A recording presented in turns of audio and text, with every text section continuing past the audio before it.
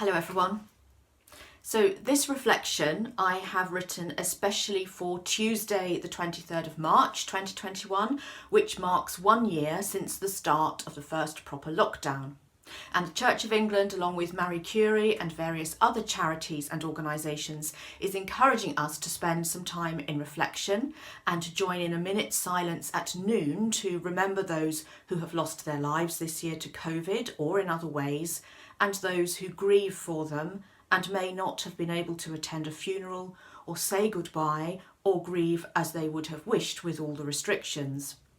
It's a good job, I suspect, that we didn't know a year ago that we would still largely be in lockdown now. So I thought I should try and come up with a reflection for this National Day of Reflection. I'll start with a couple of pieces of scripture, always good to start in the Bible. First, Matthew 8:26, Jesus calming the storm. "Why are you afraid? You have so little faith." Then he got up and rebuked the wind and waves, and suddenly there was a great calm. Sometimes when we feel threatened by the storms and trials and sorrows of life, our hearts are flooded with uncertainty.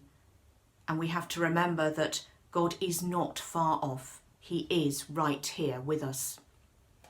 And second, Jeremiah 29 verse 11, "For I know the plans I have for you, declares the Lord, plans to prosper you and not to harm you, plans to give you hope and a future."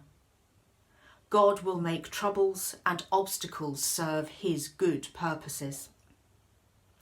So what to say about the past year?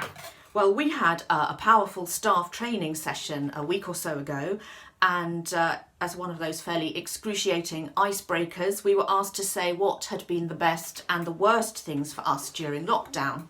Not surprisingly, there was a variety of responses, and some had clearly had a better experience than others. Some had enjoyed the slower pace, others had felt busier than ever. There was mention of cabin fever, the horrors of Zoom, and also, of course, its benefits, having to put up with listening to Radio 1 in the house all day. Quite a lot can happen in a year. And just from our staff team, for example, our administrator, Sal, had a miserable spell in hospital, as did her mum following a heart attack, and her son, Josh, had to postpone his wedding. Sue Glass has lost both her parents. Susan Trowbridge, has become a great-grandmother. And me, well, thankfully I haven't been in hospital or lost someone close, but I have been impacted by the sadness of those around me and by the effect on the mental health of people close to me with all the restrictions. I've also learnt some quite surprising things about some of my close family members, people I thought I knew ever so well. There's a lot for us to think about, and we need to reflect, absorb, process, I think, before we move on. Loss and grief have been a big feature of the year. Millions of people have been bereaved, both as a result of COVID and other causes, and the restrictions we've been living under have meant that many people have had to grieve without the comfort of having friends and family around them. They've had to hold funerals with severely restricted numbers. We thank God for the technology that has allowed funerals to be broadcast to family and friends of loved ones, even around the world, but it is not the same. Here at St John's, we lost Dilshad to COVID, so very, very sad. And there have been other deaths to other causes too. I'm not going to name them all because I will forget someone, and clearly there are many that I don't know who are personal to all of us. But do let's spend some time today remembering those we have lost and the families and friends who are grieving. Maybe reach out to someone with a card, a call, or some kind of contact. And of course there have been other kinds of loss too. Many have lost a substantial amount of income, some have lost jobs entirely, some who maybe thought they were in very secure employment have lost jobs. Some young people may have lost out on education and have certainly lost a year of that social interaction so important to their development into adults. We have lost time, they have lost time, Those planning to travel will have had to put it on hold. Well, in the grand scheme of things, that is maybe not so significant, but when you are 18, 19, 20, it does seem so. And then, of course, all of these things impact on people's mental health. It's not just Michelle Obama who will be experiencing a certain base level of depression as we emerge from lockdown, and some will suffer very badly. Of course, there has also been a reappraisal, a re-evaluation of various roles in our society. I'm thinking, of course, of NHS workers, our teachers, those who have kept collecting our rubbish, those who have kept our food supplies going, all those delivery people and many others. Maybe it's been a re-evaluation more in line with kingdom thinking. So, of course, there have been positives too. So, a significant year in which many relationships have shifted, when our view perhaps of life, God, the church, ourselves might have changed. So where are we now? How are you now? How do you feel now compared to a year ago? And where do we go with all this? Where do I go with all this? I thought as I was writing all that loss and grief, I seem to have talked myself into a pretty low place. So I thought, where does God go with a bad situation? Well, in my experience and that of other Christians for sure, he uses it for good, to change people, to make us see things differently, to awaken people to the purpose they were meant for, even to heal, and often in very unexpected ways. God uses the storms of life in ways we can't imagine and can't always appreciate at the time, to move us in a better direction. Every time I've had a bad spell in my life, when I've been brought to my knees thinking I can't go on, with God's help, I have come out of it stronger and closer to God, although I don't always recognise it for a while.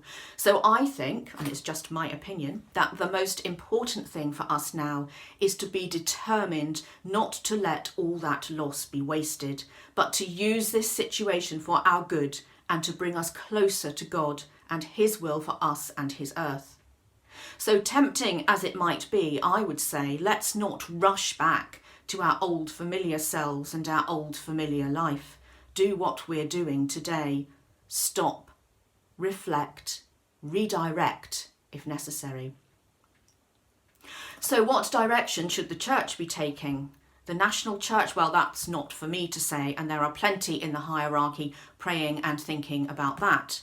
But of course, the national church is made up of all the individual churches around the country. Well, that's a bit closer to home. What direction should St. John's Church be taking? But then, what makes up St. John's? We do. You and me, the individuals. We are the building blocks of the whole edifice. So I feel that the most important area for reflection is actually us. What should we be doing? What path is God calling us to take as we emerge out of COVID? So how do we feel 1 year on? Are we listening to God? Are we following him? Or have we perhaps even quite inadvertently travelled in the wrong direction? Is God now saying to us as individuals and collectively as a church and nation, okay, that's far enough down the wrong road, stop. Here's a chance, an opportunity to redirect. And God always welcomes us back, but it does have to be our decision. Do we feel perhaps that God has been distanced from us in this COVID storm? I know that I have sometimes felt that God was far away, but no, God is always by our side, but perhaps we are not always tuned in. God is always there, but we have to open the door. We may have to change something in us so that we can receive the signal. We have to switch on, if you like, the Holy Spirit. And we can sometimes be like a badly tuned radio. Sometimes it might be so bad there's nothing, silence, no signal. Sometimes we might have a crackly reception, but we need to try and make it clear. Or maybe I should try a more up-to-date analogy. Our BT Internet Hub, sitting just up here beside me, has coloured lights to indicate how well we are connected. Blue, good signal; orange, weak signal; purple, on standby; or of course, no light at all. So I thought, where am I in that list of lights? Where are you? Blue, orange, purple, good signal, weak signal, on standby? And where do you want to be? And what do we need to do to get there? How can we improve that signal? Well, only you can answer that for yourself. Maybe by prayer, more Bible reading, joining a new group, forgiving someone. Is there a difficulty that's blocking the signal that we need to let go of and hand to the Lord? Should I join the upcoming Alpha course? Little plug there for Alpha. As I say, I can't answer the question for you, but it does seem that this anniversary is an important chance to check on our spiritual health and direction, whatever our age or situation in life. What have you discovered about yourself this year, and how does God want you to use that? I have certainly discovered things about myself, and for starters, I wouldn't have been doing this a year ago. Is God calling you to something? I listened to an interview earlier in lockdown with Quentin Blake, the cartoonist and illustrator of all sorts of cards and many children's books, including Roald Dahl and Michael Rosen. During lockdown, he had an exhibition at Hastings Gallery of Contemporary Art, both live and virtual, called We Live in Worrying Times, and he was telling the story of how this had come about. Sometime before, possibly even a few years even, he'd been in a taxi and struck up a conversation with the driver, as you do. The driver recognised who he was. And the taxi driver, this was way before lockdown, had recently seen Picasso's painting of Guernica in its Madrid gallery, depicting the horror and suffering of the Spanish Civil War, an anti-war painting. And the taxi driver had said, you know, what we need is a Guernica for our times, and you're the man to do it.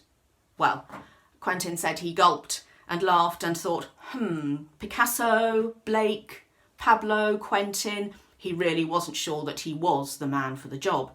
Nevertheless, he went to his studio, put paper all across one wall and started. And the result was a huge mural called The Taxi Driver, which is the central point of the Hastings exhibition, but it also led to a whole host of other works too, a whole exhibition. So sometimes we are challenged to do things that seem unlikely, seem too big for us.